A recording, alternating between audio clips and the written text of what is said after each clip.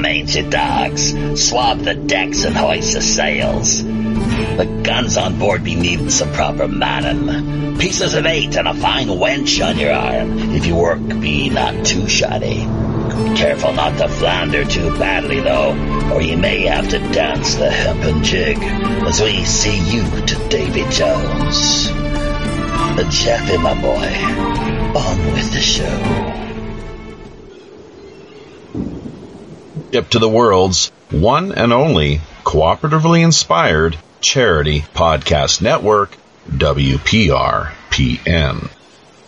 Live streaming today from somewhere just off the shores of South Korea's ancient and enigmatic peninsula.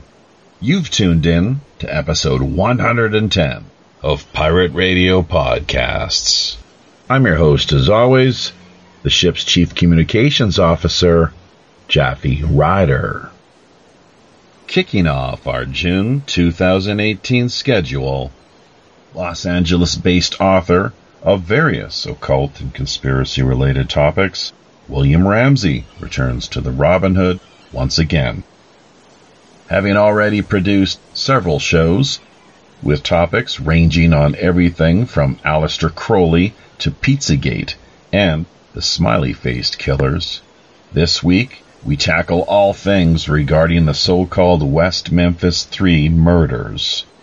Time allowing, we'll further discuss the often mysterious and tragic ends met by all too many conspiracy and parapolitical researchers over the years.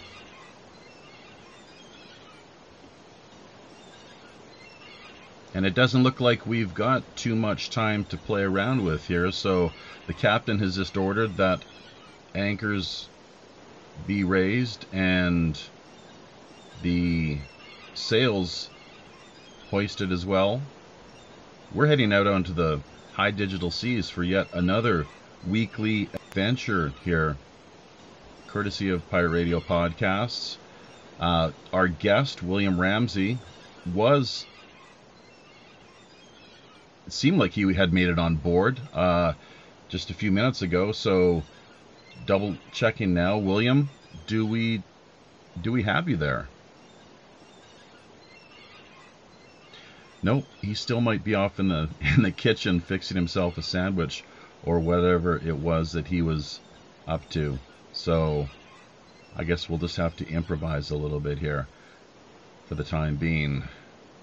Good to see Mr. Anderson and Joe 333 already dropping by, eager to engage and be a part of this week's stream, hoping to focus on the West Memphis 3 murders, as well as if we have a little bit of time set aside at the end of our 90-minute stream this week with Los Angeles-based occult and conspiracy author William Ramsey, take a look at the number of casualties, deaths, and peculiar ends, shall we say, that have been met by any number of various parapolitical researchers over the years. So, yes, not too sure what happened to William. He was, maybe it was from my end here with having muted Skype. That was the problem. So, William, can you hear me now? Yes, I can. Geez. Yeah, you obviously couldn't hear me. We've been streaming out over YouTube the past couple minutes. Did you hear the intro? I imagine you did.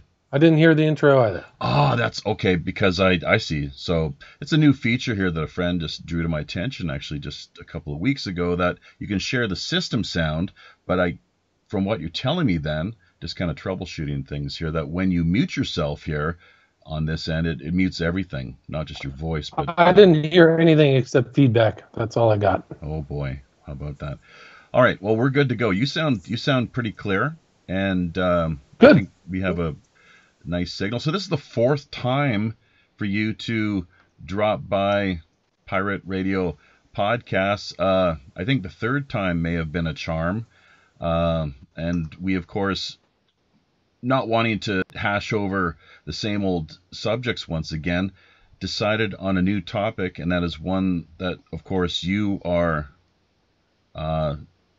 more than familiar with. Of course, you've written a book on the whole matter, Abomination, I believe is the title, the West Memphis 3 murders. So prior to this, Devil of course, worship and deception. Devil Sure. worship and deception in the West Memphis 3 murders. You're big into the whole devil worship That's the thing, as our listeners well know. Aleister Crowley was one of the topics we covered earlier, along with Pizzagate and the Smiley Faced Killers. So you seem to be of the belief, by and large, I guess, that there's, with all of these examples, a hidden, darker hand involved in the mix. Perfectly stated, indeed. Yeah. So, all right. And you're, as far as your pirate credentials are concerned, there's no need for you to show those because you've provided them right off the bat, of course, with the first show that we did. Listeners want to go back into the archives. We've got, once again, 3 earlier interviews that we've put together here. So you're only going to be able to stick around for the feature segment, the 90-minute stream that we do here. It sounds like you've got a full load and a lot on your plate there. You're my fourth interview today.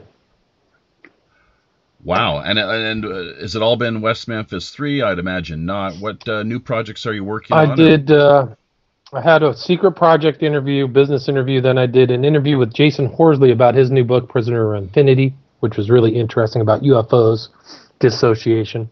And then I did a 2-hour kind of a conversation about the West Memphis 3 and current events in the West Memphis 3 kind of general case, because there's a podcast out there that's covering the West Memphis 3 right now.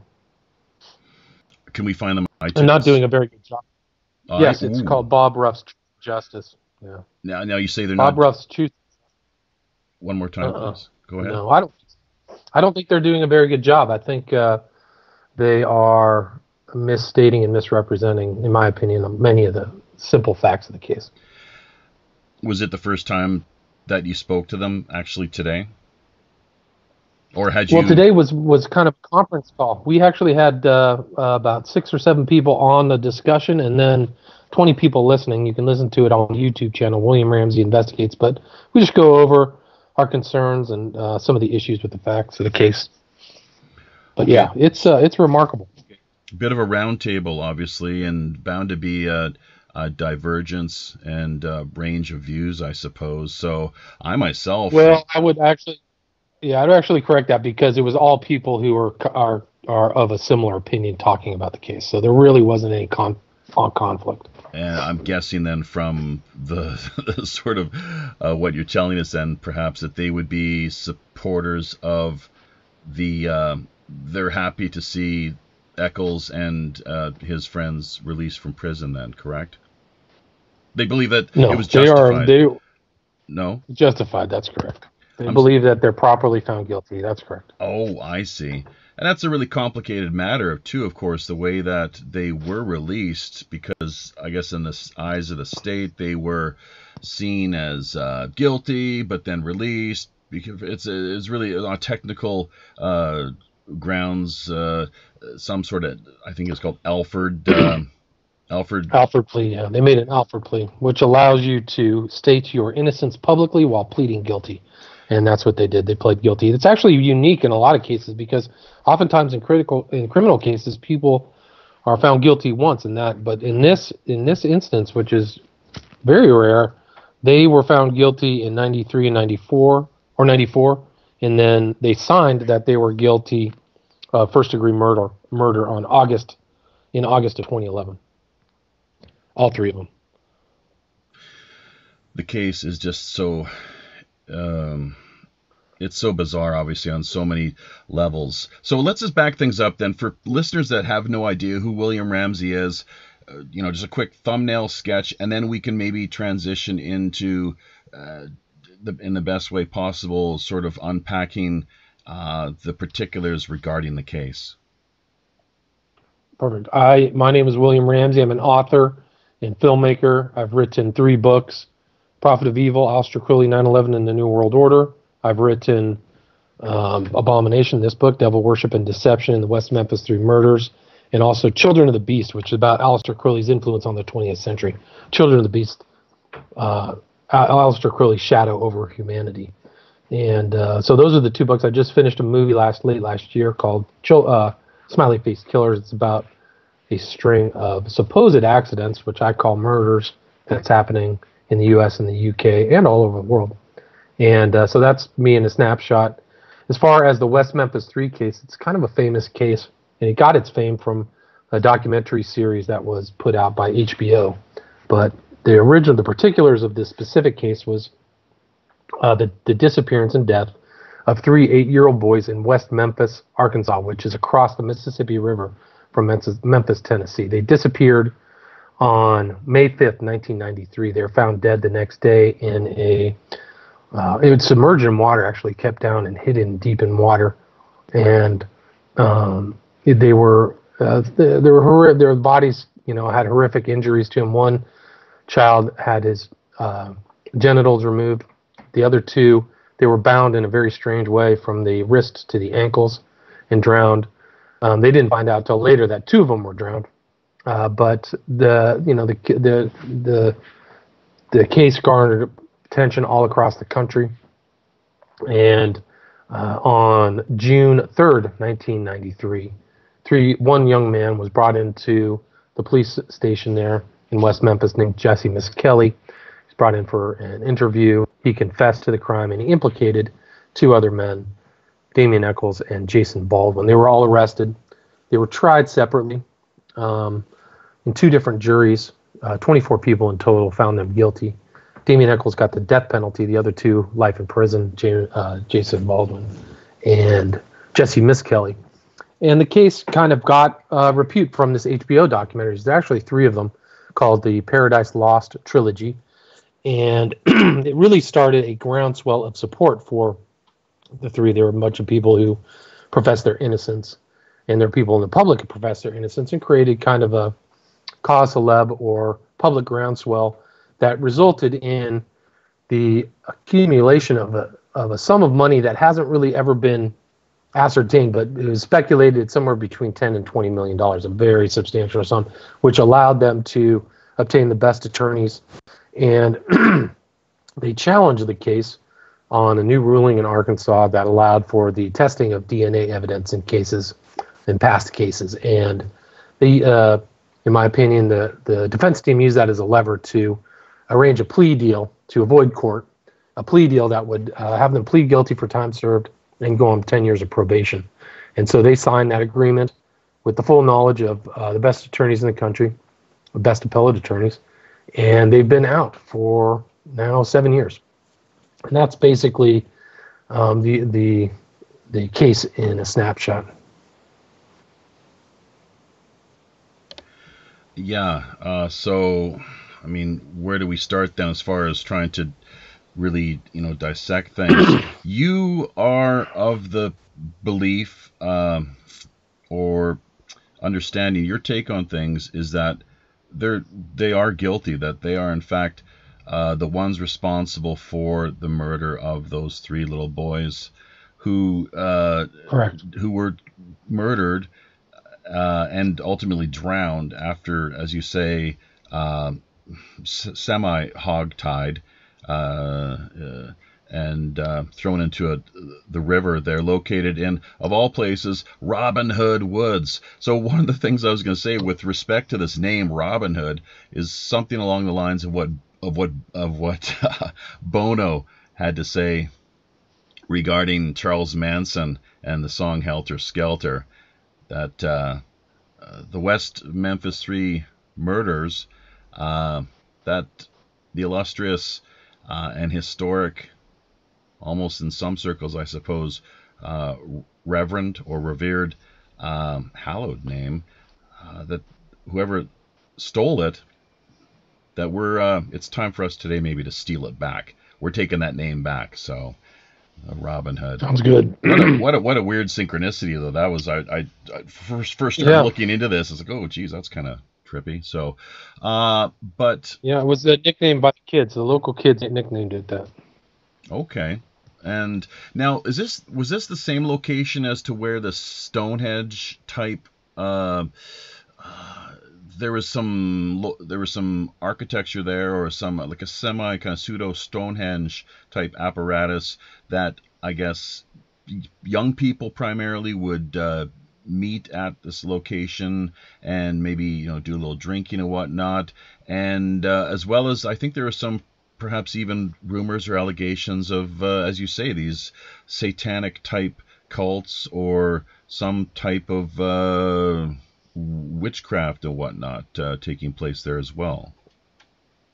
Well, throughout the case records, there's references by multiple people who made statements to police about a place called Stonehenge, and what it was an abandoned cotton gin, and it wasn't in Robin Hood Hills, but it was in the vicinity of West Memphis, that people would go out, drink, and according to the testimony on the first confession of Jesse, Miss Kelly, they would kill dogs and eat them, so there was really savage things happening there, and that, if you see the downward facing pentagram on the cover of my book Abomination, that pentagram was spray painted on one of the pillars of Stonehenge. So there's all kinds of graffiti there, and there was all kinds of information that came to the police, that all kinds of things that there was a satanic cult operating in the area. People knew that people came and went out of Robin Hood Hills, that they had heard strange things happening in that park, and that information was I think pretty well known around West Memphis that something was up. So, Stonehenge is definitely a reference point for the West Memphis murders case files.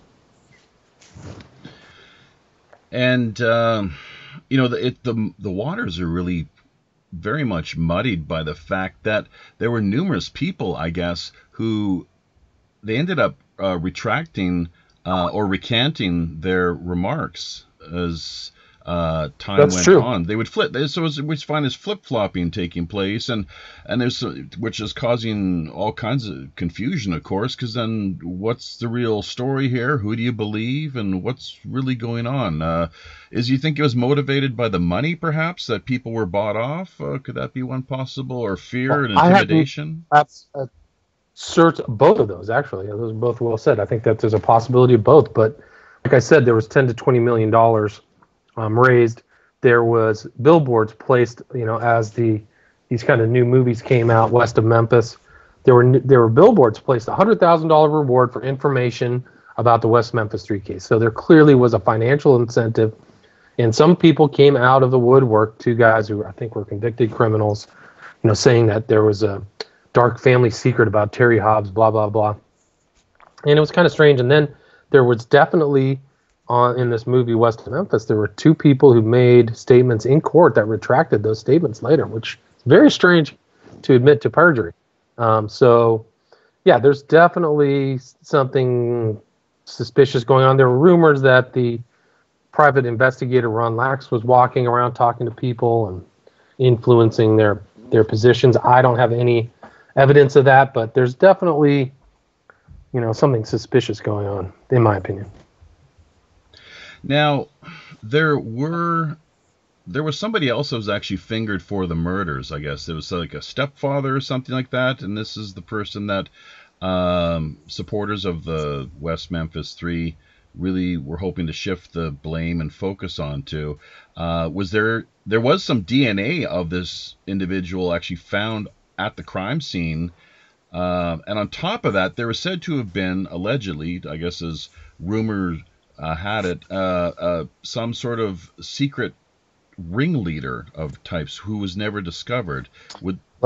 Any connection there to those 2, perhaps, or what do you think is going on there? Unpacking that statement, the stepfather has shifted blame. They initially, actually, in the second Paradise Lost film, Baldwin and Eccles blamed John Mark Byers, and now the shifting the blame has successfully shifted the blame to Terry Hobbs.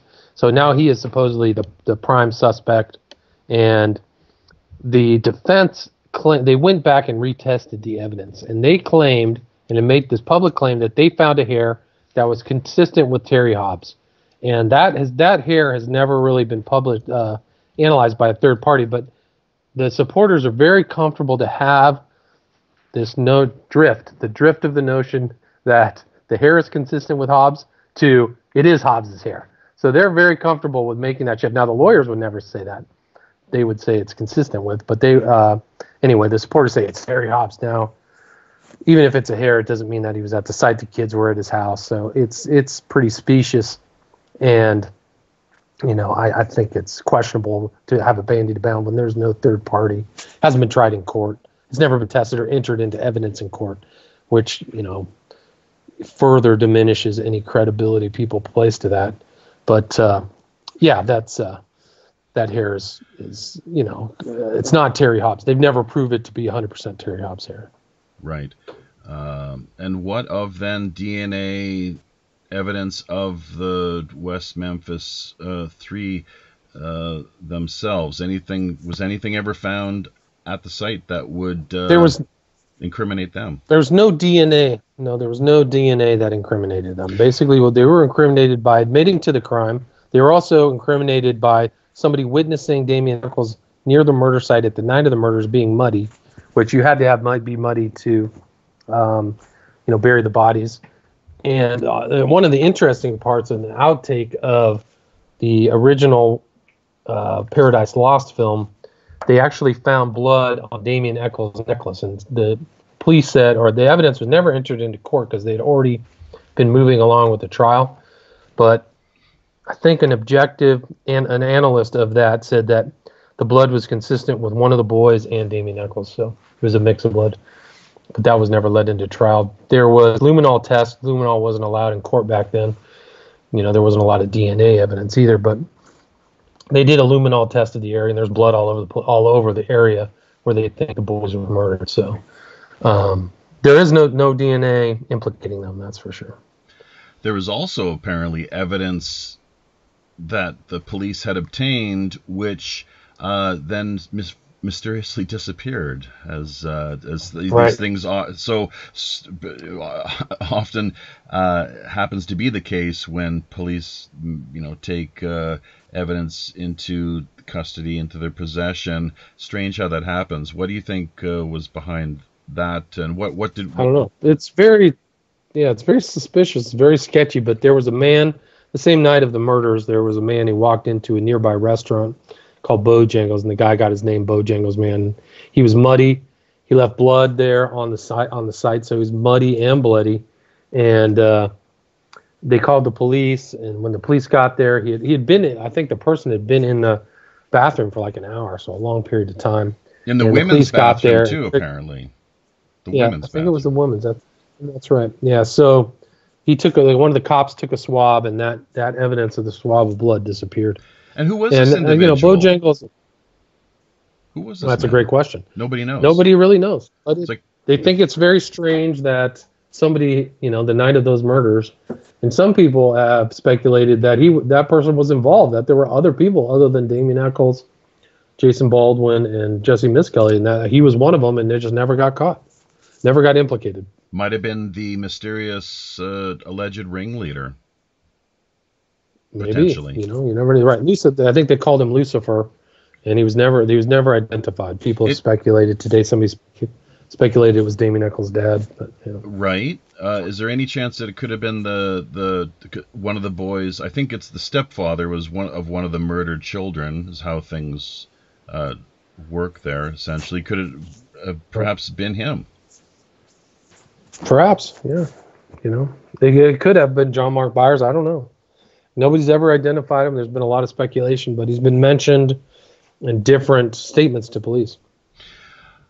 Okay. Well, we've got, once again, Joe 333, Mr. Anderson, dropping by the Peanut Gallery here in the live streaming chat on YouTube. And what Mr. Anderson is saying, I guess this is with respect to this Alford, the ruling, or however, I'm not sure what is it referred to again in legal parlance? Alford something or another? The Alford plea allows you to, it's based on a Supreme Court case called Alford versus North Carolina, and allows the legality of an individual to claim, profess public innocence, and be legally guilty. That's what. And the reason that this was presented to them and that they took this course of actions supposedly was so that then the state would not be, and let's not forget, this is the state of Arkansas we're talking about, people. I initially thought, oh, this must be Memphis, Tennessee.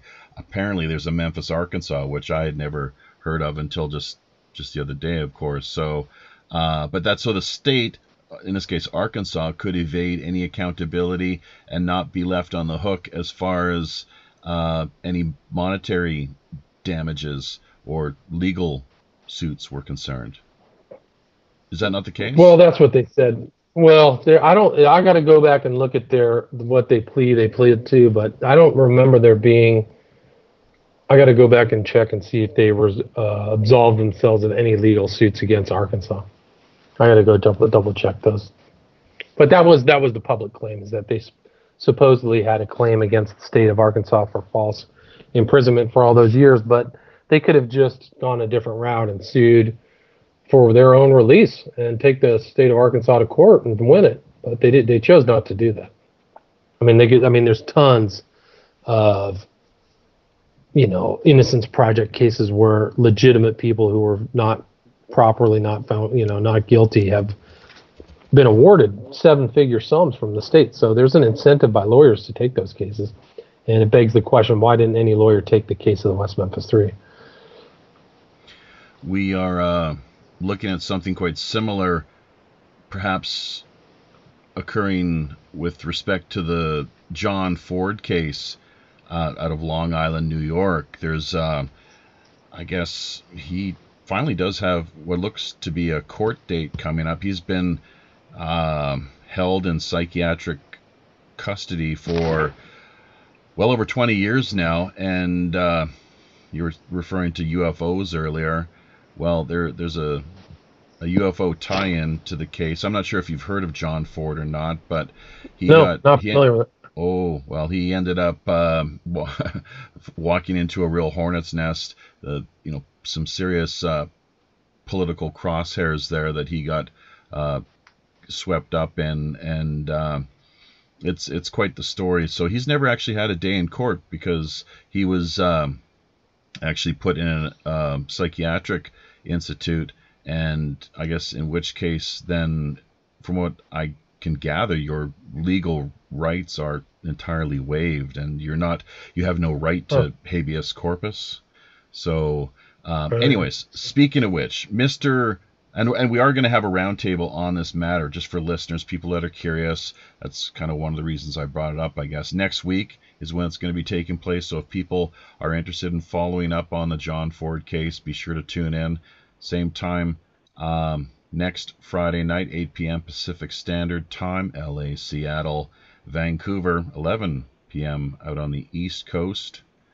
So we're once again very much looking forward to that. This week, of course, episode 110, we have Los Angeles-based occult and conspiracy. I'm not sure. That's mostly the two main areas of interest that you have. Author William Ramsey joined us here for the fourth go-around. So talking about the West Memphis 3. Speaking of psychiatric institutions and whatnot, Damien Eccles himself did spend a fair deal of time in such institutes, I guess, over the course of his youth. Right. Maybe you can provide a little bit of just context to things. Well, he was in 3 different institutions, 2 in Arkansas, 1 in Oregon, and they all had kept records.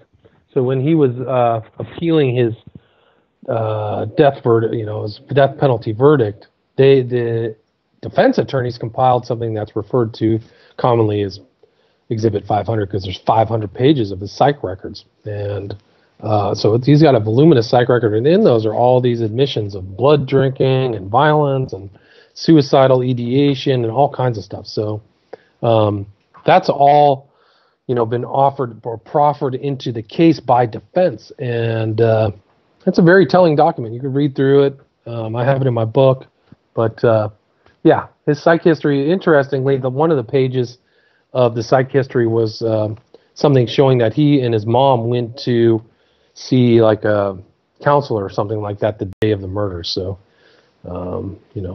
he still was seeking some type of care right on the day of the murders, according to the Exhibit 500. And do you know much about the family itself? You had referenced his father earlier. I don't think that they actually had the closest of relationships.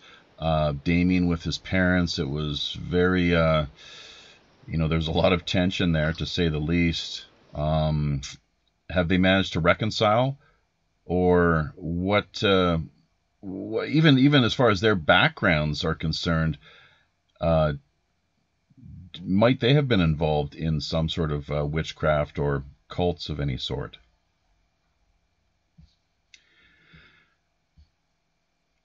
And I think William has dropped out. We cannot hear him any longer for some reason. I'm not sure if he's muted himself or what. Hopefully he's still showing up as being a part of the conversation here. Oh, and there we go. He has dropped out. So we'll try to remedy things here as soon as we can manage. Just to remind people, of course, this is episode 110 of Pirate Radio Podcast. I'm your host, as always, the ship's Chief Communications Officer, Jaffe Ryder. And we are experiencing technical issues. Sometimes Skype can act up, not always be the most cooperative. The person whom you're trying to reach is currently unavailable. Please leave a message after the beep.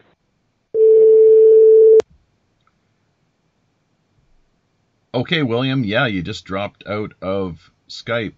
We're trying to, I guess, get a clear sense of what's going on there. Maybe the batteries of your phone have run down. Not too clear on what we're looking at there, but I'm going to drop out of this call, and you give me a shout back when you get this message. Much appreciated. So there we go. West Memphis 3.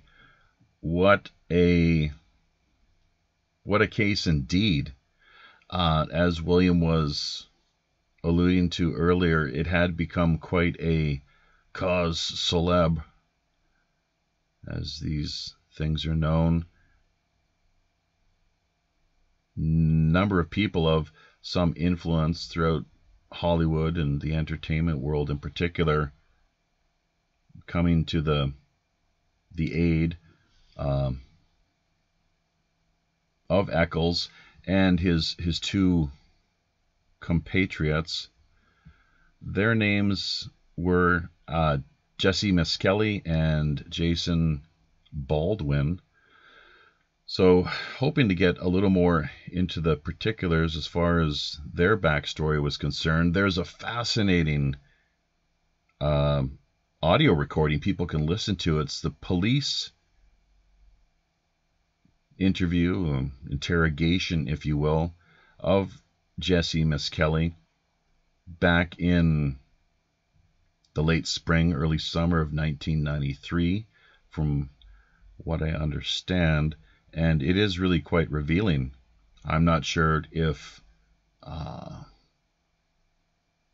supporters of the West Memphis 3 would say that his testimony at that point had been scripted or forced, or he was in some way coerced to say the things he did. Apparently his lawyer did not want him to go on the record speaking to the police in any way whatsoever, at least not in a formal sense. So it is quite interesting too to reflect and think about how people's stories over time changed, flip-flopped. They recanted several of the key witnesses And people who were a part of things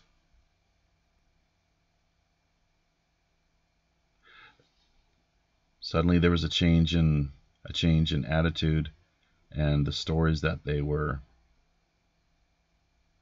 sharing with the public. I myself have no idea, frankly, what to make of things. Open-minded, but skeptical on all fronts. You know, one never likes to see anyone unjustly imprisoned.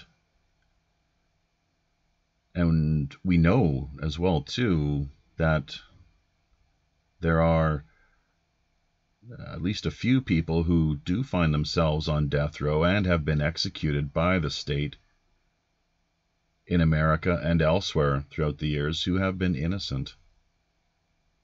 And that's just not acceptable. Not as far as I'm circumcised.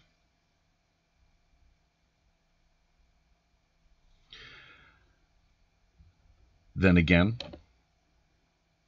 you don't want people completely cheating the system either, I suppose. At least, certainly not in the case where you've got such serious crimes as these, with respect to murder or rape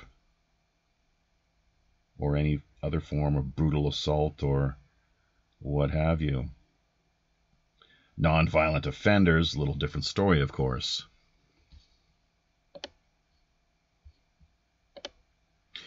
William Ramsey, looks like, well, he's gone. Oh, here we go. We have a voice message. What does this tell us? What do we have here? Okay, William. Yeah, you just dropped out of Skype. No, we're trying to... That's my voice message. So...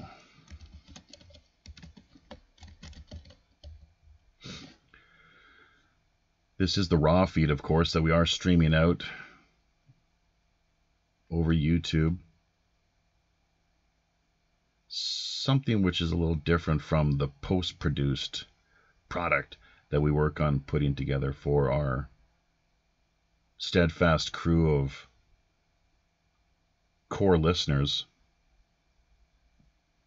A lot of work, of course, going into the post-production end of things, as well as with respect to the premium content that we try to produce as often as we can. That reminds me that we do have actually a part-time job opportunity. Looking for someone who's able to do a little post-production and take on smoothing over and patching up the shows that we've archived, the Rogues Gallery after shows, 1 hour segments for the most part, conversations that we have with friends and fellow mateys after each weekly show wraps up. 5 mind tokens per each 1 hour installment is what we are offering and is out there on the table at the present moment, along with the fact that you would be able to keep a copy of the bootleg content, and we would of course give you a shout out more than likely during the course of each and every one of our mid-weekly Tuesday night World Pirate Radio news streams. If you're interested in finding out a little bit more, taking the job on, be sure to contact us at pirateoneradio@gmail.com or pirateoneradio@protonmail.com. That's the best way of doing things. It also might be worth your while to drop by the main website, WPRPN.com. That, of course, standing for World Pirate Radio Podcast Network. Big shout out to Joe Emanon, who's just dropped by. It's great to see you joining us here this week. At the present moment, more or less experiencing technical issues. William Ramsey having just simply dropped right out of the conversation. Not sure why. Assuming it's a technical related issue and that the batteries on his phone have completely died. So hopefully he's able to find a charger, plug his phone in, or take whatever course of action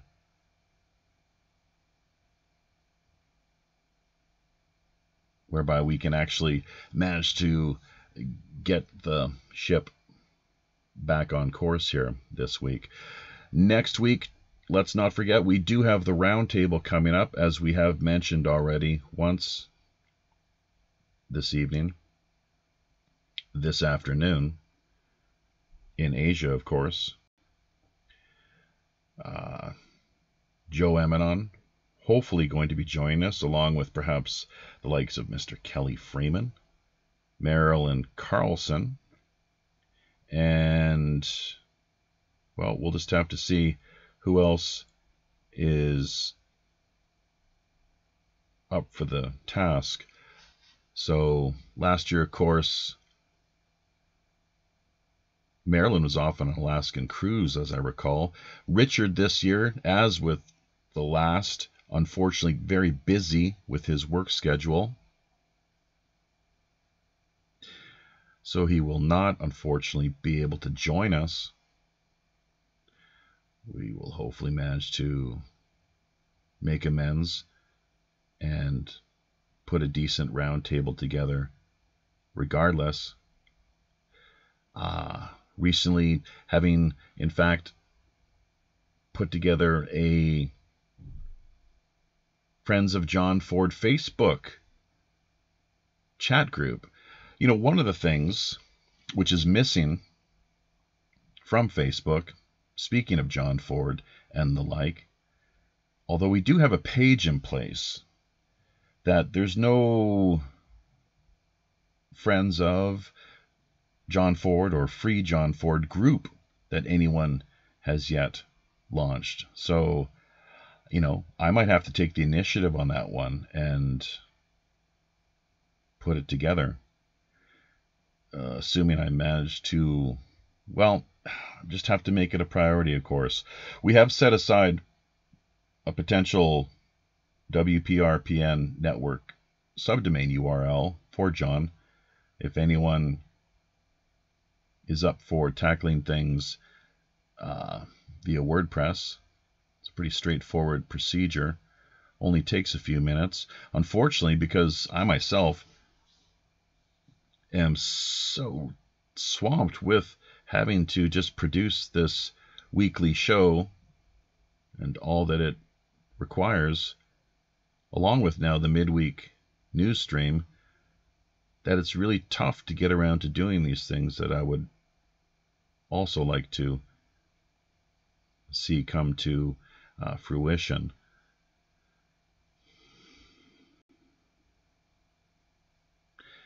So, Richard Smith, unfortunately, no, from what I understand, Joe won't be making it because of his work schedule. That's according to his wife, Linda, I believe her name is. Peter Moon, it would be great to see drop by. And, wow, here's someone we haven't seen for the past few weeks, Emily Anderson. Hello. Ahoy. How are things going with you down in Cape Girardeau this fine evening?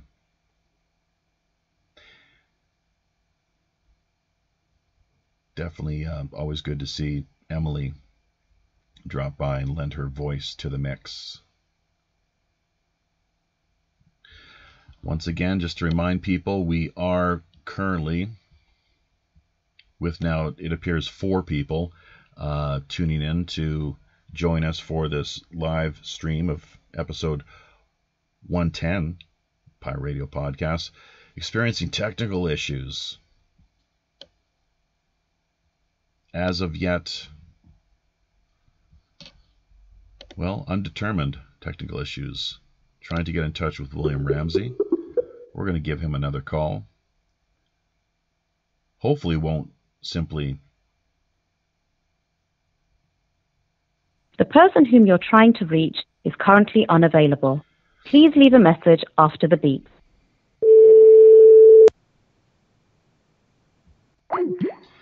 No, there we go.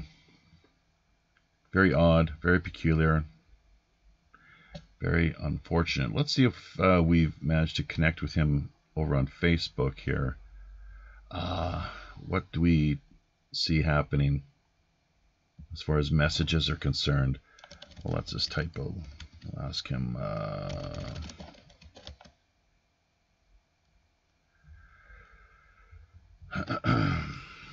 Hopefully get to the bottom of things here. Quite, once again, mysterious, peculiar. These sort of things do arise, though, all too often, and you simply are left to improvise.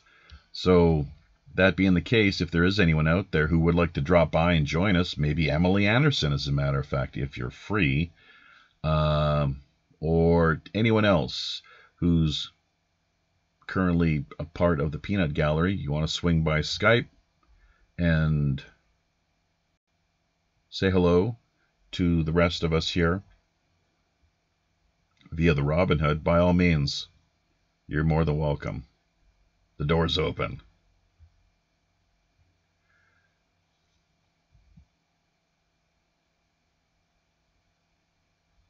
That's great to hear, Emily. Beautiful night. Stars are out.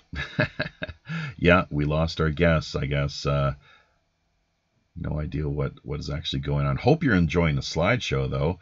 Some great pictures of Damien Eccles and his other 2 West Memphis 3 compatriots, or one might even say, assuming they're guilty, co-conspirators.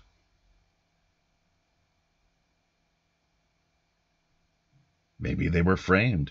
Maybe they were set up as, from what I understand, their defense would have you believe, simply because Damien was a little odd, into witchcraft and the occult, and had spent a number of stints in various psychiatric institutes over the course of his youth.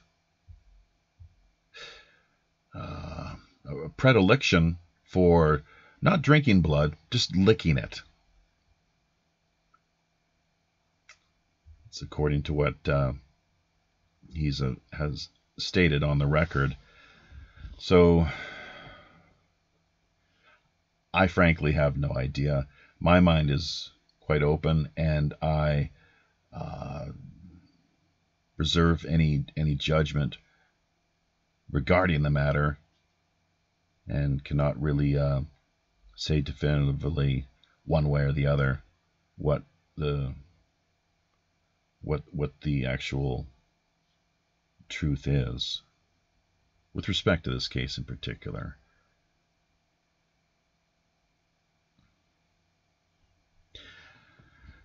So, just maybe a bit of an overview as well, too, of our upcoming schedule.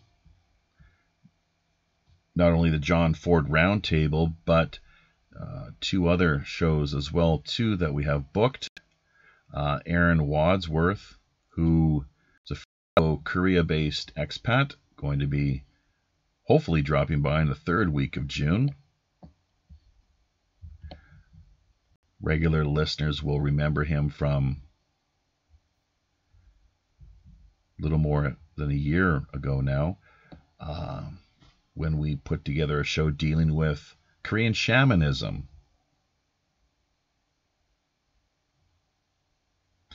It should be fun and free-flowing conversation. Aaron and myself do not always necessarily see eye to eye on various philosophical matters or political issues. He's a extremely bright, not entirely young man, but he's well-spoken and insightful as well, too. The way that he's able to analyze various issues and present his opinion, he does so in a very articulate and convincing manner.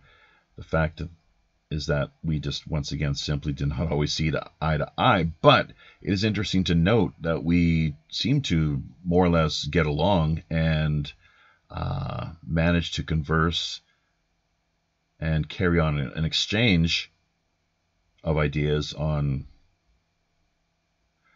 more or less friendly terms. Looking forward to that show very much. The third week of June, Friday the 15th, episode 112. Friday, June 22nd, episode 113, Minds.com personality Al Zombie. We had been in touch with Al and booked the show. We've got things up in place there.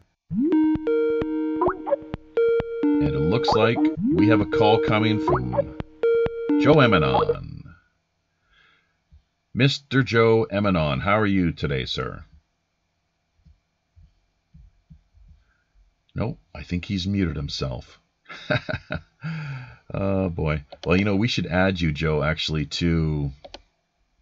We should add you to the WPRPN room and see if we can contact you that way.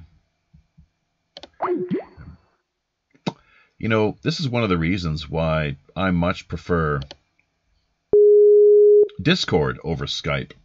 I'm about had it with Skype. Too many Russian spam artists is one of the problems. Endless requests for friending. And it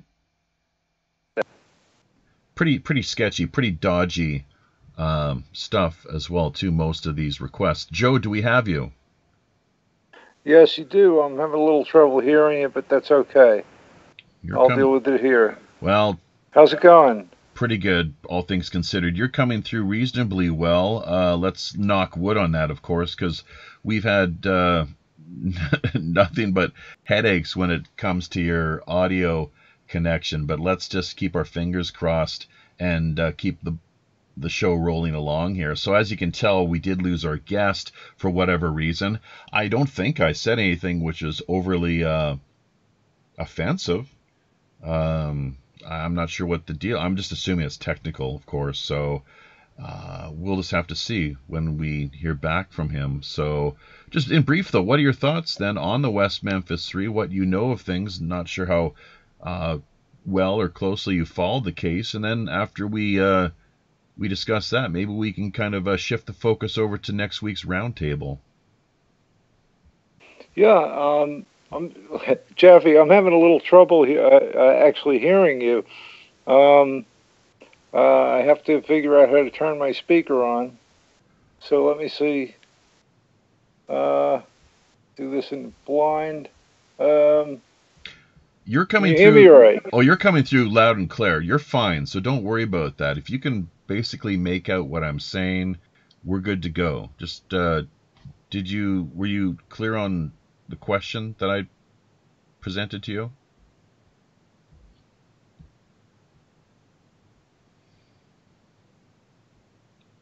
Maybe you should try some headphones. That might be another way of doing things. Yeah, I tell you, Skype, it's almost always a real headache. So just very inconsistent VoIP app. VoIP, of course, standing for Voice over Internet Protocol. We're going to end that call with Joe and ask that he calls us back when he gets his audio set up a little better in place. and take things from there.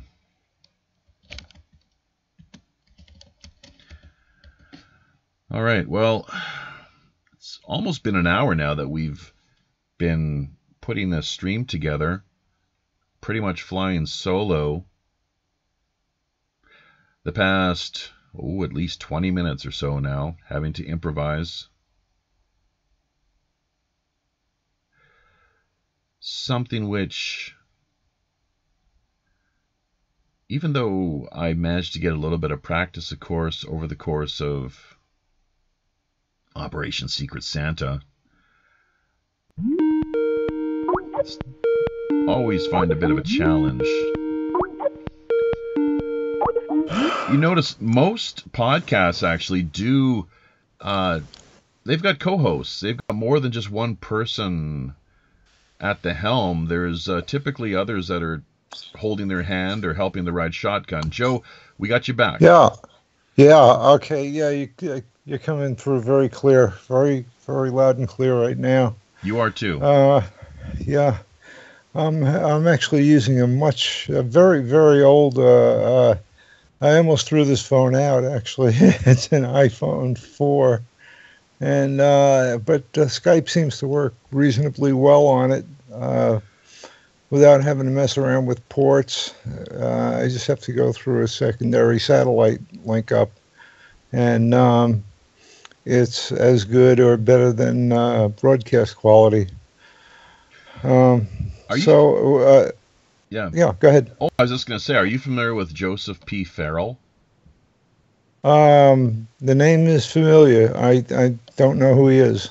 If you remind me, I may remember.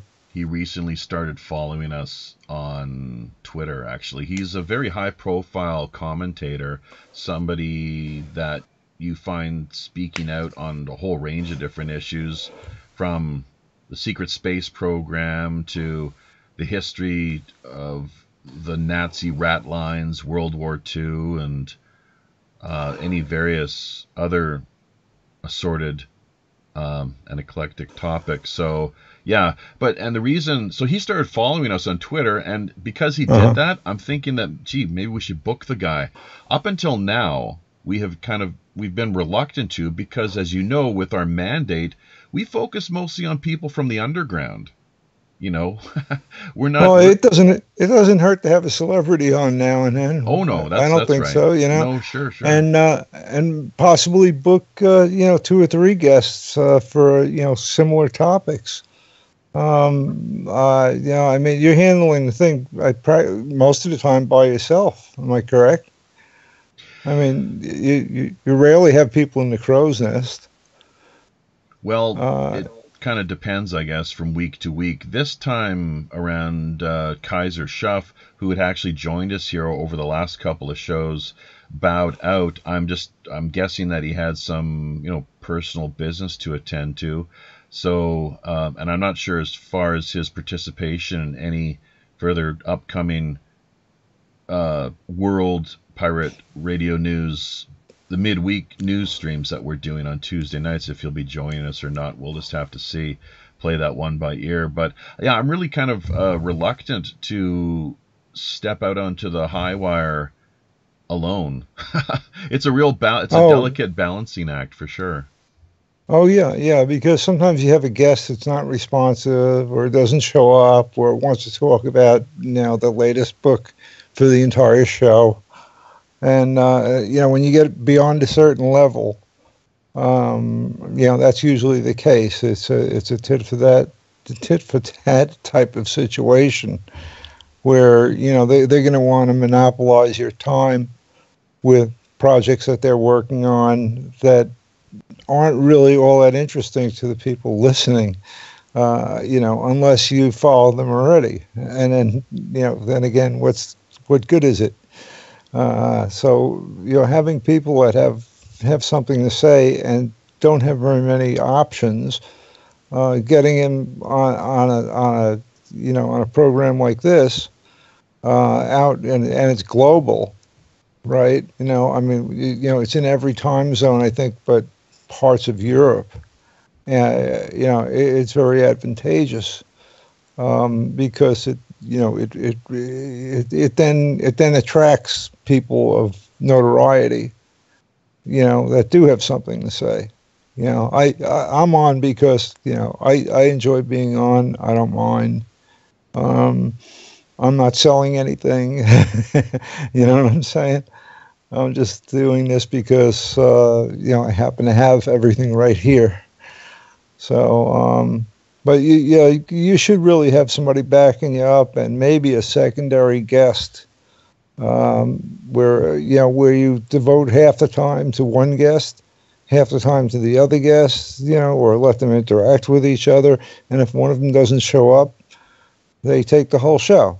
This has been a problem on many shows before, including the John Ford show. I think it was last year or the year before. Last year. The first show went off fine. The second show, it was just you and I, and my audio was being interfered with, right? And even rebroadcasting it, there's a fellow, Dustin, up in Maine, rebroadcasts these shows pseudo randomly from Maine, locally, and you can get it just about anywhere in Canada or the United States. And he had problems with that particular show. He said the audio, even after we diddled with it, it was still so bad that he had to take it out. He had to cut it. So I really hope there's a greater attendance this time, because there are more things going on with John, and with the new lawyer and so forth. And it's kind of an important subject, because he's you can kind of roll him in there with James Heydrich and a lot of other people, and that's a very topical issue. The people that are being put away for no reason at all, or unjustly sentenced. It's coming to a head now. They're getting railroaded. Carolyn Rose Goida, that's another one. Right, exactly. She lost her house. Sure, and we have another friend who we sponsor as well too, via Operation Secret Santa, and all we've really managed to offer to this point has been small $50 annual stipend. I think that's the best word to describe things. So the thing is, if you're on a show, if you're on this show, okay, you shouldn't expect money, okay? That shouldn't be your primary goal, okay? Your primary goal is you want to get out some information, all right? And you have a built-in audience. It's not a large audience, but it's not that small either compared to other podcast shows and so forth live. And people that really want to know what's going on up to the minute. You had a very interesting guest last week. I listened to that entire show, and he's not looking for anything. He doesn't want anything handed to him. He doesn't want. I wouldn't take something if it was offered to me. Kaiser, are you talking about Kaiser Schuff? Yeah. Oh, sure. He's a great dog of war. He's a professional. Right. He's a mercenary. Right. In fact, I was conversing with him in the Peanut Gallery on YouTube. How you guys doing there? I can't see it because I don't have that screen. I can't open more than one screen on this stupid phone. But greetings, ahoy, avast to everyone from the ship's doctor. Apothecary, Robin Hood's official conscripted apothecary. The good doctor is in. The doctor is in. That's great to have you, Joe. It's been a while. And technical issues, audio issues too. always, right? So this is good. We got a good stream going here, and we got about another, half hour or so at least. So, I mean, if you don't want to talk about the West Memphis 3 so much, or even maybe spend a few minutes on that, I'm not sure what more you have to add to things, but we do. Why not talk about John Ford, of course, and then I can throw in just a few other random little nuggets. Well, can you clue us in some background, because I came in about 5 minutes after the show started and I missed the intro to it. So can you give me who are these people now? Well, to begin with, our guest is William Ramsey. He's a Los Angeles-based author and researcher, someone who's appeared on many podcasts and various, not so much television and so forth. I've only seen him once via YouTube, where he's actually revealed his face. So he's a pretty low profile, and maybe for good reason. When you're investigating these sort of dark corners of our world, and subcultures and society, that you could quite easily make yourself a bit of a target. In fact, that was one of how we wanted to kind of shift the focus during the second half of the show, was to take a look at the number of various conspiracy, parapolitical type researchers over the years who just have met with untimely ends. Whether, I'm not sure how many have been actually imprisoned, let's say, so much as just died under mysterious circumstances, or just flat out murdered. So it's journalism. George Knapp talked about this, and how he had followed the Las Vegas crime beat for quite a few years, covering mob activities and so forth, and he felt, in his estimation, that ufology actually was far more dangerous than covering the mob, if you can believe that. So, I mean, that says a lot for someone with his of his I have status. heard that before. Yeah, Jeffy, I have heard that before, and I don't know what's behind that. Maybe it's because it distracts people from from believing what the government is saying. Is that the? I mean, what's the rationale behind it? That's what I'd like to know. I mean, he just makes an outright statement like that and doesn't really elaborate on it. From what I understand, he just says it's more dangerous to investigate it than it is to investigate it and talk about it than it is if it were really happening. And I've never been able to speak to that, because I want to know what specifically is it. The belief in what we're supposed to believe, everything our government tells us? Well, we know we can't do that. Is it because it distracts people? Well, people are distracted by a lot of things, and why not something that they might enjoy, or, spend a couple of bucks or some time out, watching the skies. I don't think there's any investigator that's gotten close to anything, anything where the government couldn't come in and put the kibosh on it. And completely kill it, and that includes John Ford, and the instances of UFO appearances have they ebb and flow. Okay, they increase, they decrease, they increase. And it doesn't really seem to make any difference, other than to the people that are involved in investigating. You'll see, 10 calls a week, 12 calls a week go to 100 calls a week. And, something is going on, but it's not necessarily space aliens. It could be, it could be something that's being done for our own good. It might be a new type of aircraft being tested or something. We don't know that, and we shouldn't know that sometimes. What if we knew about the the high flying aircraft, the one in the 60s, that was kept very hush hush, and we're able to take photos of Soviet bases and launch platforms and locate the submarines out at sea. And by them not knowing that we had this technology, it gave us the edge. And if from a national security sense, I can understand that, but I don't perceive it as dangerous at all. I don't perceive it as dangerous. If they're dumb enough to let something slip out, or have somebody crash a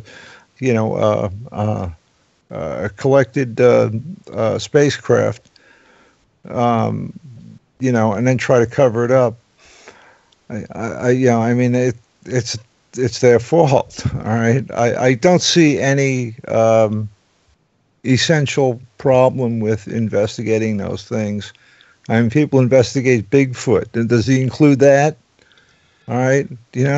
Well, John Ford is a living textbook example of what can happen to people when you do find yourself at the wrong place at the wrong time. Walking right into the crosshairs is what it would seem, and it was the perfect storm and the perfect mix of ingredients where politics met the world of ufology, with respect to this, the illegal dumping of the radioactive waste that was taking place, and with his efforts to get a clear sense of what was going on with respect to this alleged crash that had taken place in the park.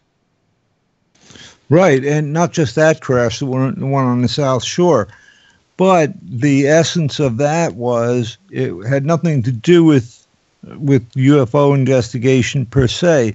It was the fact that he operated a legitimate UFO investigation organization, and he was getting he would go to conferences or produce conferences where other researchers were called and so forth, but not much attention was paid to it. Didn't get a lot of coverage. It was mostly jokes from the newspapers and so forth. Somebody saw him as a scapegoat, and being it's not dangerous for the people that are behind the stuff. It's dangerous for the people investigating the stuff, because you can easily be called to your sanity can be called into question, and that's exactly what happened with John.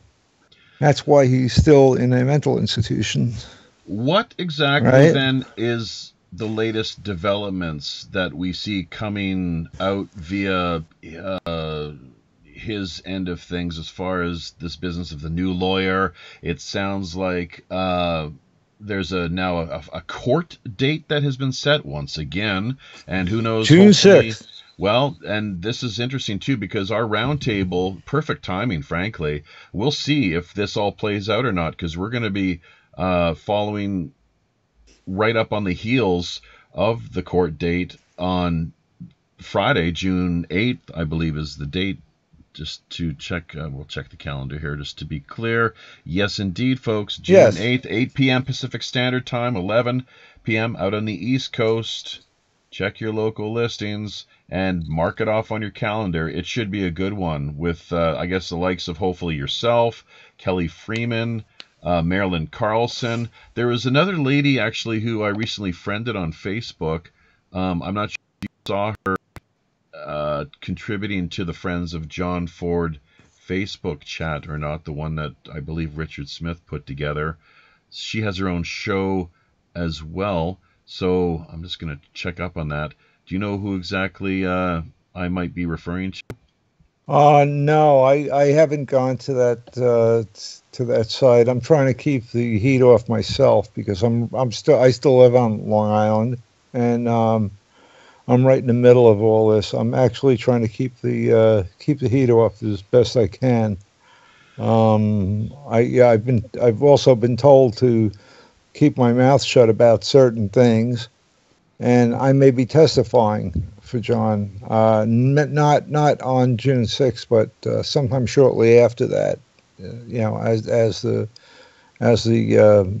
trial continues. So it has to do with manufactured evidence and his his standing in the community, his sanity, and so forth. But there are other people besides the attorney that are on this. Hey, I think your guest just returned. I'm back. 1.5 hour of downtime in Los Angeles. What happened, William? What happened? The power went out. Can you believe it? Wow. Oh, man. How That's about bad. that for auspicious? Power outage. Whoa. I'm looking it up right now. LAX power. That's not it. Are they trying to shut you down? Was it a local event or was it? It was all over the city I'm in, close to LAX. Oh my God! Didn't know that. Timing is everything, people. We all know that timing is everything. So, power outage and news information. Hold on. Yeah, $20 million defense team. Probably enough pull to actually make the power grid go out if you really wanted to as well. Not that our conversation is anything, I think, more special, of course, than all the different interviews that William has logged up to this point. He's done that's the first time, dude. It's the first time that's happened. So I'm trying to find something on Google, which is not telling me. How witchy is that? So, strange. DuckDuckGo. Have you ever checked out that search engine at all?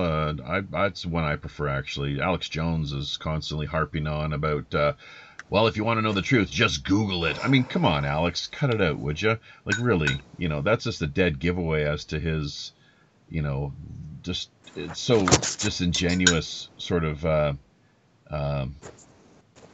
You think he would know better, frankly. I'm not saying anything about you, William, but Alex in particular, his stature, his level there. So, DuckDuckGo, though, very much committed to protecting people's privacy and not, data mining at all. So, it's definitely the way to go if you get a chance. Check it out. There it is. Repair outage 9:05 p.m. Outage reported in progress. Customers affected 4782. Look at that.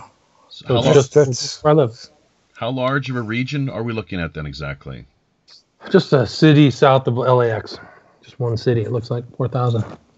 The entire city lost its power. Crazy. Yeah? Everybody put their air conditioners on at once. Incredible. That crazy? Now, how often does that happen, William? Has this never? You've never seen this before with the very rarely. How about that?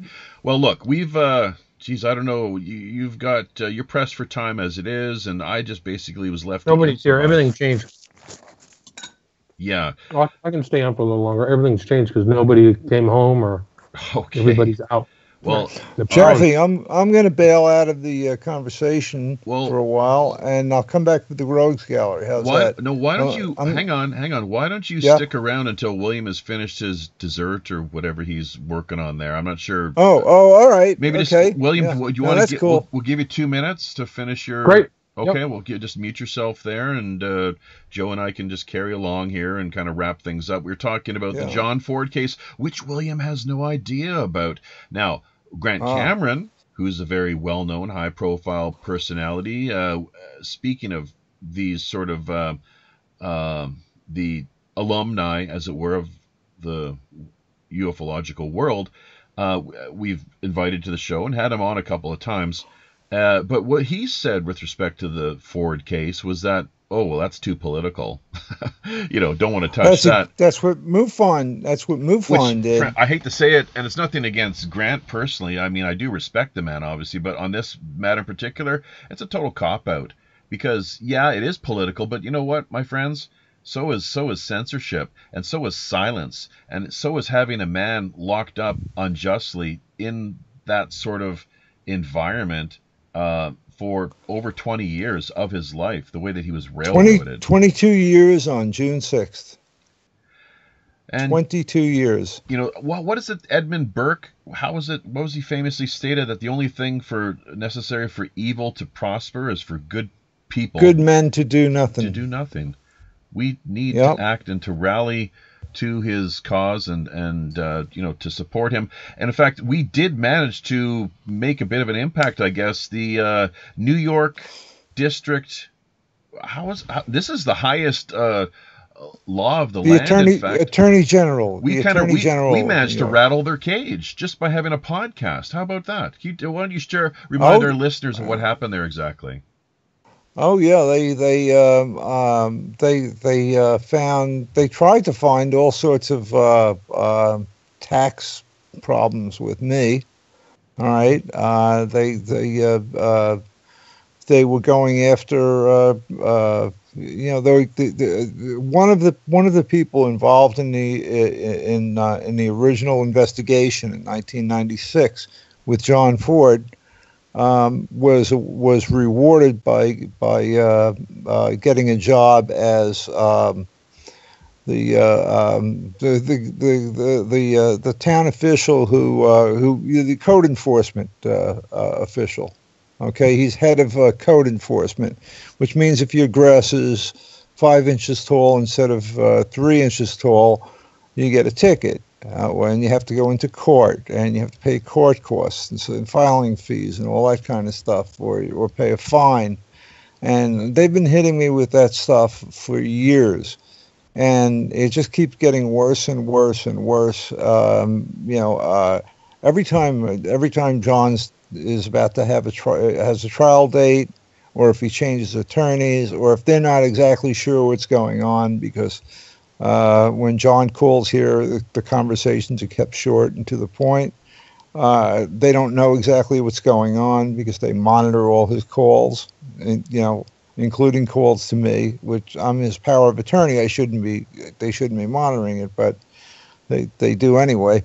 And every time that happens, you know, I get thousands of pieces of junk email. You know, I have people checking my house out, parking in front of my house. And I'm not being overly paranoid about this because my girlfriend is the one that notices it. I barely look outside. I've been ill for quite a while, and I don't go out very much. And since I'm basically stuck in the house, I'm usually messing around with a computer or a phone or keeping myself busy. So she said, "How long has that car been sitting out there? There's somebody in it with a camera." And I'm like, "Wait a minute, what's going on here?" You know, but I'm trying to keep a level head about it. I'm trying to keep it, square, so that when I go to testify, there's nothing they can get me on. You know, I have no criminal history. I have no psychiatric history. You know, if they're going to bring up medical problems, well, that's fine, you know, but it's a legitimate medical problem, and I'm proud to announce that I'm officially cured from the original disease, but I don't know what I have now.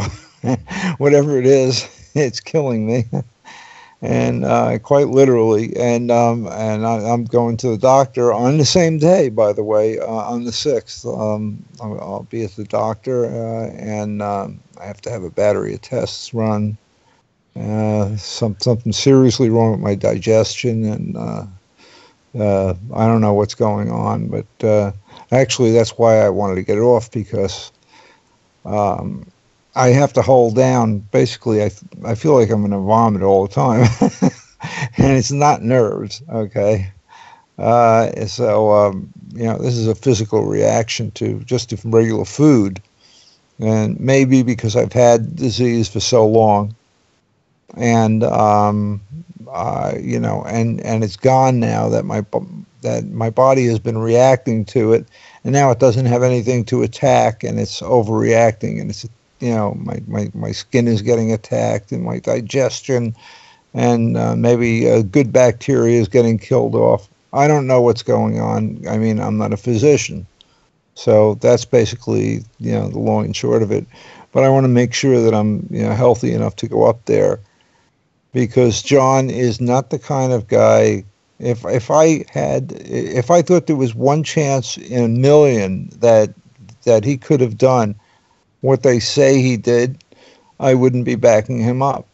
All right, he's the most conservative, the most level-headed, even-tempered person you would ever want to meet, and I don't say that about too many people. And when I heard this and I saw what was really happening, and I saw how they were reporting what was happening, I said, no, that's it. I have to stand up for this guy, all right, and I have to get others to do the same. And it's been going on like that since '96, and it's only since the internet became popular, a necessity basically, that it's been able to. The word has been around, and detailed information has been put out there. And now John is he's a financial threat to the state of New York and the county of Suffolk, because as soon as he gets out of there, it's lawsuit time. And you take 22 years of a man's life away. How much is that worth? Okay, and we're talking he was 48 or 49. I think he's 70 this year. He'll be 7. I think he'll be 70 in August. Much in the same way as to what was the case with West Memphis 3, of course, threats of major lawsuits, the state not wanting to have to contend with that, and that Eccles and his two fellow co-accused were in a similar state and, state of affairs really, or a boat, if you will, where they could have easily have found themselves, $50 doesn't take much to have somebody, put in a body bag, I guess, in jail behind bars, right? So if they're too much trouble, and the same thing with someone like John. So we very much are, praying for the man, but also, just the moral support that we've been sending his way, but also taking action too, because that's really what counts and that's really what's important.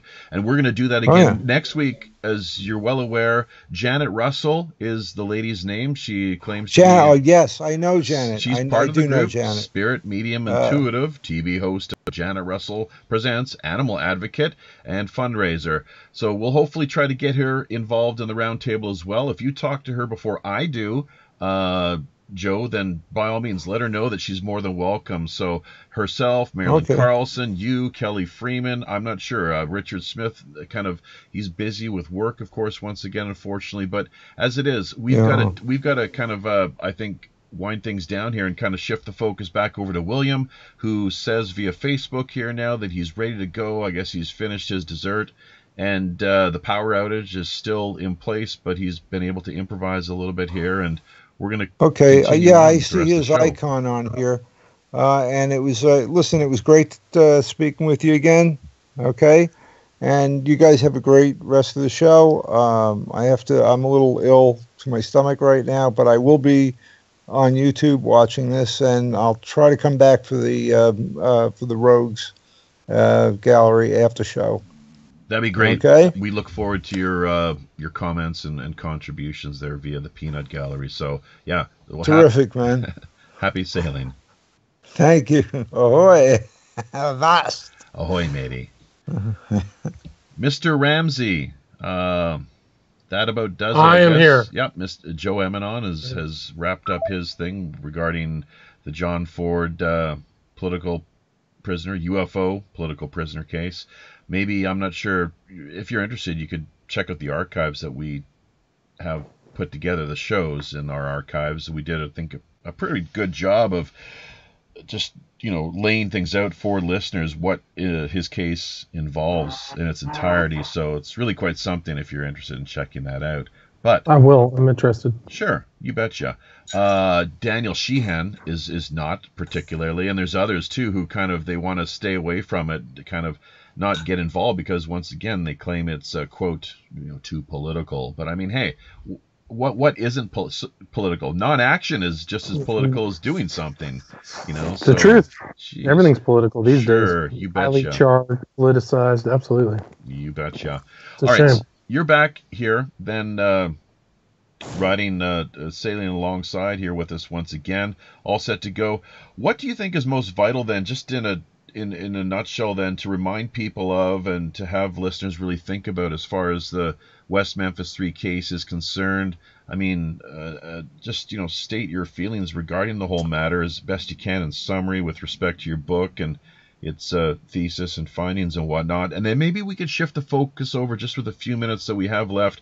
Hopefully we can go to the top of the hour here too, by the way, just because of the power outage and time lost there. But talk a little bit about William H. Kennedy, as well as a few of the other people within the world of alternative research and parapolitics who have passed away or found themselves having to meet with rather mysterious or otherwise peculiar ends. Yeah, that was a strange one. The death of William Kennedy. I think he wasn't in great health.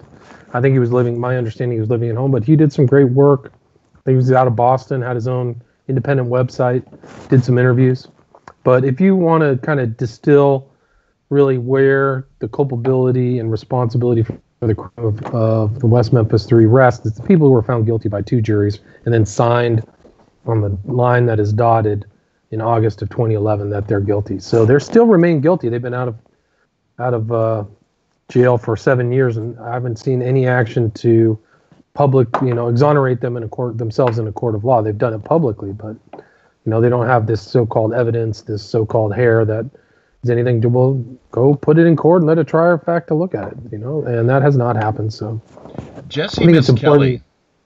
Go ahead. I was just going to say, I think it's important to.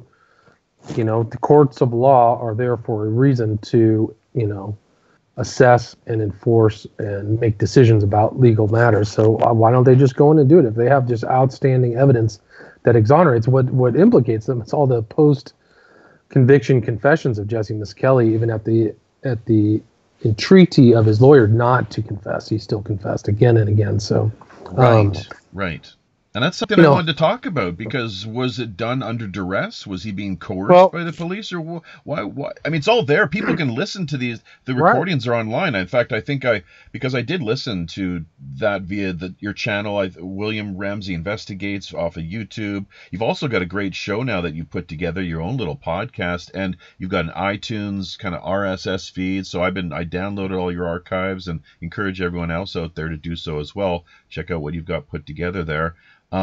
Genesis Porridge, the guitar player, one of the musicians that played with Genesis for a number of years. That interview, I was listening to that about 3-4 o'clock this morning, half dozing off, fading back in and out of sleep. But a number of that guy was too. He was one of my antagonists for a while, but I was surprised that he agreed to an interview, but he told his story. He told his side of the story, so I got to give him credit for that.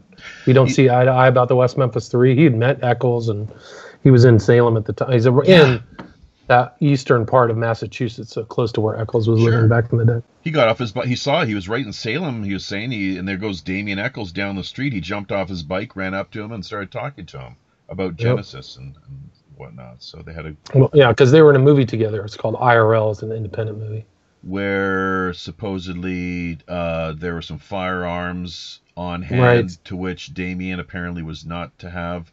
That was a breach of the terms of his probation. release. Rumors. That's a rumor that he went back. Yeah. So, I've never proved that. I could never prove that. So, and just finally then, well, I mean, there's so much to this case, of course, and but one of the key things as well too, with people encouraged, if they want to do their own work, investigating, looking into the particulars surrounding the case. Yeah, they can do exactly what I did, which is go to Callahan 8K and look at the court cases, look at the court files, look at all the material Not what somebody's telling you, not even what I'm telling you. You can go do it yourself. Do exactly what I did. I provided a timeline to lay out clearly in, time, day by day fashion what happened and when. But, you can do the homework yourself. A lot of people won't do the homework, but the court cases are readily available. You can listen to Jesse Smith Kelly's confessions just like you did. You can determine whether he was coerced or not. I don't think you could call somebody coerced if his lawyer keeps saying, Jesse, don't do it. Don't do it. He's not being coerced by anyone. He's being prevented by his attorney to do it. So, I mean, his attorney was doing the job he should have, which don't implicate you. He was doing a good job representing Miss Kelly. Miss Kelly didn't want that particular representation, and in any relationship with that, the client supersedes what the attorney wants. So.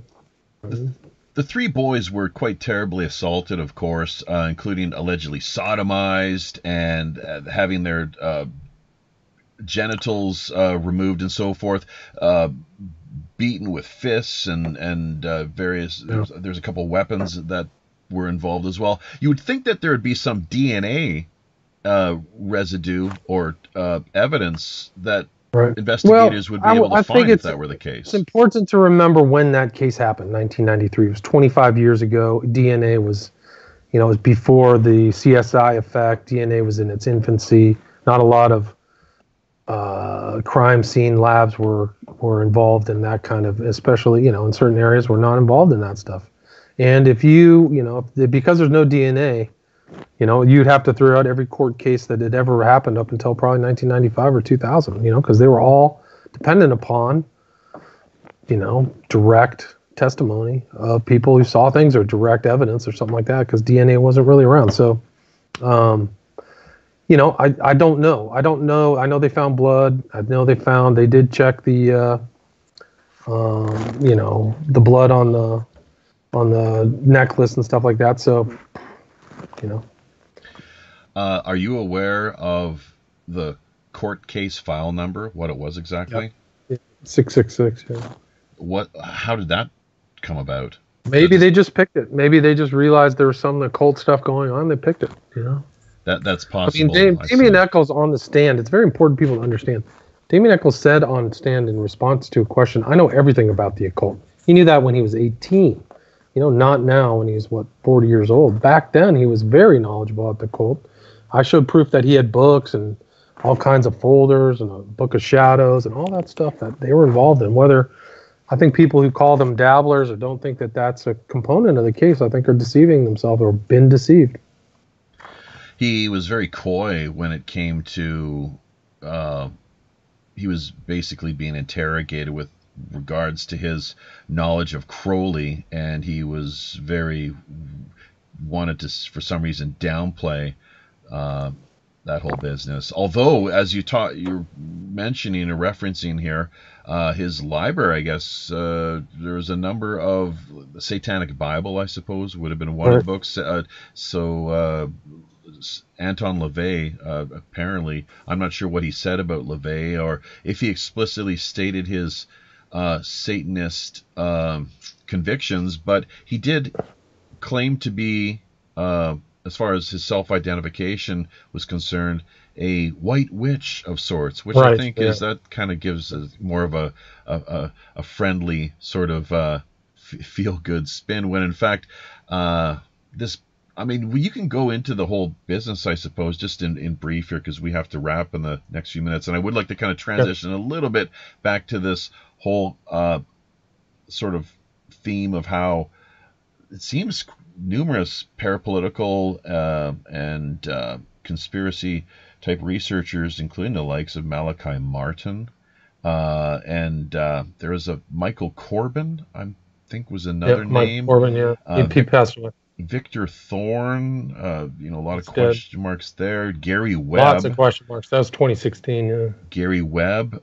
Hunter Thompson, who I don't think is your most favorite person in the world, but at the same time, there is some mystery surrounding and speculation regarding his passing. So, but before we do that, just with respect to this whole business of West Memphis 3 and whatnot. I kind of lost my train of thought, actually, to tell you the truth. So let's just back things up a little bit there. Where were we going just before I sort of wandered off into I just think the real question is, like, how deep is Eccles involved in the occult? He was a member of the OTO chapter in Arkansas. Right. His library was donated to them in their own records. They called it the Damien Eccles Library at the Arkansas, either Oasis or whatever they called it. So, it's undeniable. Then they just found, this guy, Robert Horn in Arkansas, just found a abandoned, rental storage unit that was filled with all these books of Damien Eccles that were signed by him, that had all kinds of weird, That's of his girlfriend, all kinds of nasty stuff. And he wrote in there, he says, "I'm not a devil, I am the devil." So, in his own handwriting. So it's, people who don't see that he has an unusual ideation, I think, are just deceiving themselves. It's incredible. They don't look at the facts. I don't know how people can look at all these facts and just brush them aside. I think it's very strange. Yeah, actually, and his own admissions, really, his own admissions. That business of the library, or I guess book collection that was left in storage. I was listening, actually, I think it was one of the shows you did with Ed Opperman, and that was discussed. And in fact, the guests that you had talked about how there were a number of very sort of kinky photos, and he didn't really go into too much detail, but they were fetish related, I suppose, that were found. Very, very, very graphic. Yeah. So, I mean, if people want to look into Eccles and his background as far as the psychiatric records and so forth are concerned, he does not come across as the most it's very antisocial personality, to say the least. And I would be quite I would not want to have him over to the house for dinner or anything. Invite him on the ship for any fun and games. He'd be the sort of person I'd want to watch my back around, most definitely. So, but let me just say this, because it's important to also play the role of devil's advocate. He talked about being beaten in jail and also having been forced to eat with his hands. And, he had no fork. They wouldn't give him that, proper eating utensils and so forth. But what do you say? He was afraid of being beaten by other members, even though he was in solitary for 23 years. Yeah, so when somebody verifies that for me, they should send me some information that actually verifies this. Jail, the guards, actually, was what he claimed, I believe. I got to run, bro. Let's wrap it up. I got to go. Somebody's here. All right, man. Sorry about the power outage. I apologize. Okay. We will try to talk again, of course. What I've got in mind, actually, for the next potential meeting is Occult Hollywood. That's the only show that we really haven't covered so far, along with Crazy Days and Nights, which we've referenced before. I'd like to do, have a show on that at some point. So, all right, William. So did ours. Oh, it did. Our power was out for half an hour. Oh, okay. Yeah. Okay, well, yeah. We're gonna let William go. He's got to attend to other various matters there, of course, on the home front. Sounds like he's got guests dropping by. So we are going to shift the focus to wrapping this show up, folks. Episode 110 of Pirate Radio Podcast. It's been a weird one. Did it get a little witchy for you? Kind of strange from my standpoint here, via the ship's central communication command center. A lot of real strange synchronicities, including this whole business of the Robin Hood Woods. So hopefully over the course of today's stream, we did manage to do our best to reclaim the name. Once again, Charles Manson stole the song Helter Skelter from the Beatles, according to Bono of U2. And in similar fashion, this week,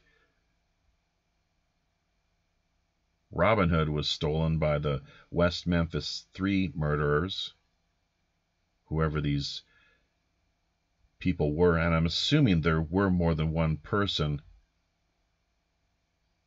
if only for the fact that there were 3 boys that were killed together. You would think that it would take more than one person to be able to commit such a heinous act. All right, folks. A little more than an hour and a half here today, of course, with today's stream. We're going to be back again next week with the Free John Ford Roundtable. Thanks to everyone for dropping by, tuning in, and being a part of things. We've got an after show coming up here from the looks of things. Pirate Joe Emanon has talked about dropping by. So we'll do that either via Skype or, better yet, Discord. Appear.in is another VoIP app. We could possibly manage to make that all happen. VoIP, of course, standing for Voice over Internet Protocol. Hopefully this week we will be back Tuesday night with our World Pirate Radio News show segment number 10.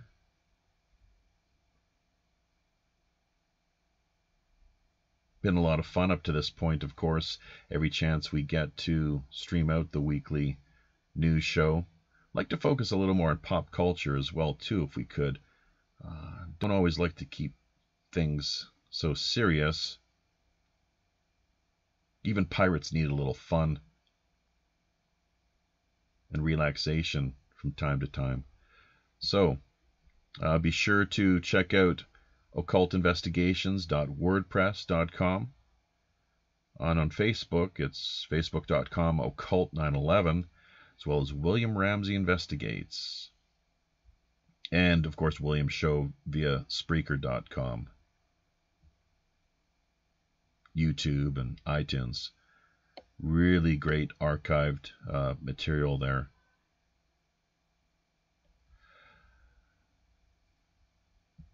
Also, if you've enjoyed any of what we've managed to put together and present to you this week, you might want to think about dropping by Patreon, lending a bit of a hand as far as the tip jar is concerned.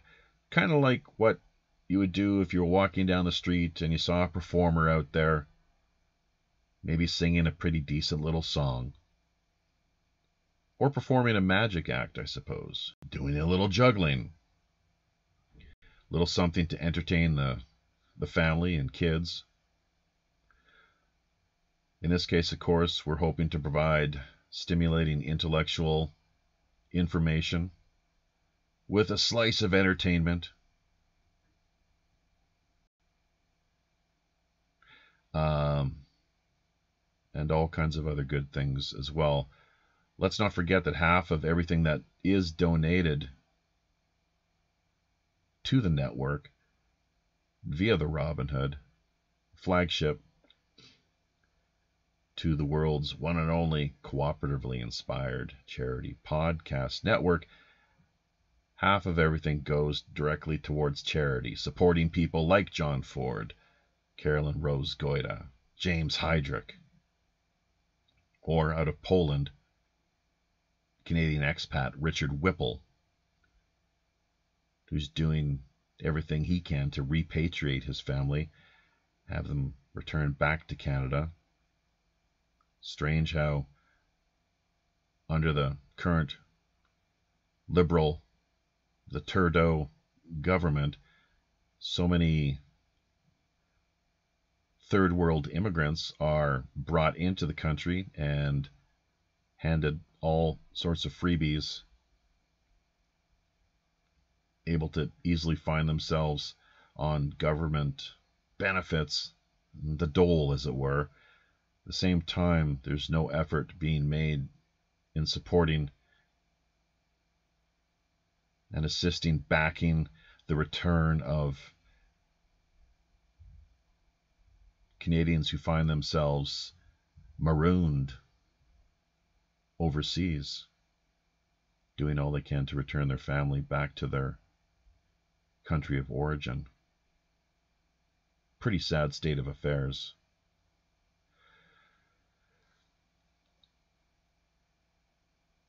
Thanks once again to the two Pirate Joes, Joe 333 as well as Joe Eminon, Emily Anderson, of course, Johnny Canuck, and Mr. Anderson. Not sure if the two are exactly related or not, but it is a small world. On that note, friends and fellow pirate mateys, until we meet again out on the high digital seas,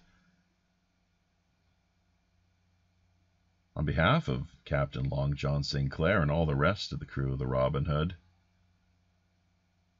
I'm your host as always, the ship's Chief Communications Officer, Jaffe Ryder.